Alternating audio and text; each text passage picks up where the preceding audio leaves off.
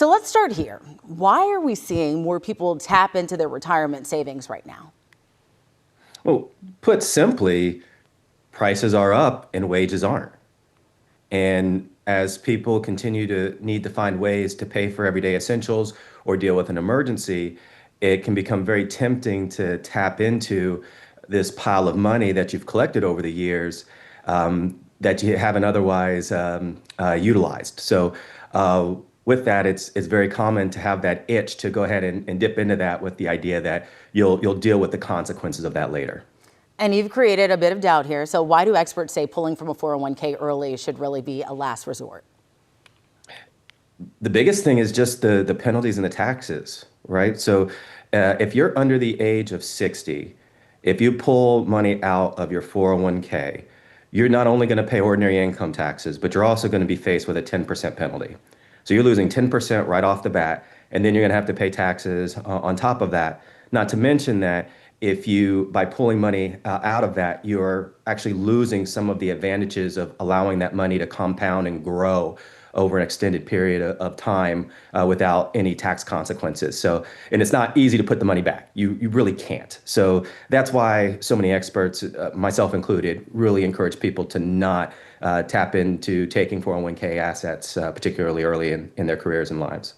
And I feel like not a lot of people know that. So what are some smarter options for people who may really be in a bind for cash then? Sure. There's several other things that you can look at, including other ways to monetize your 401k. So the biggest one is a 401k loan. When you take a loan rather than a distribution, these details matter. Yes, you have to pay it back. Yes, you have to pay interest, but you're borrowing from yourself. So as you're paying that money back, as you're paying interest on that loan, that's effectively getting put back into your retirement plan. Other things to do is definitely have an emergency savings. My recommendation is somewhere between 2 and 3 months worth of expenses that you can tap into at any time with no penalty. And the last is looking at home equity, right? If you've got a lot of home equity, you can look to take a home equity line of credit out in order to help take care of some of those emergencies. And that's a little bit more tax advantageous than dipping into your 401k. And you mentioned this a little earlier, but I really want to give you the opportunity to drive this home. If someone is at the point where they feel like they really have no other choice, what do they need to understand before they take that money out of that 401k?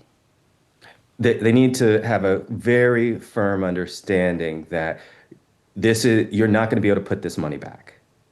And you're also going to pay extra in penalties and taxes, right? So you're going to be taxed on the full amount you take. After that number's been calculated, they're going to take 10% of that money on top of it. So in many cases, for you to get the money that you need, you're going to be taking anywhere from 10 to 30% more than you actually need in order to help cover the taxes and penalties associated with the transaction. Really important information there. Ken, thank you again so much.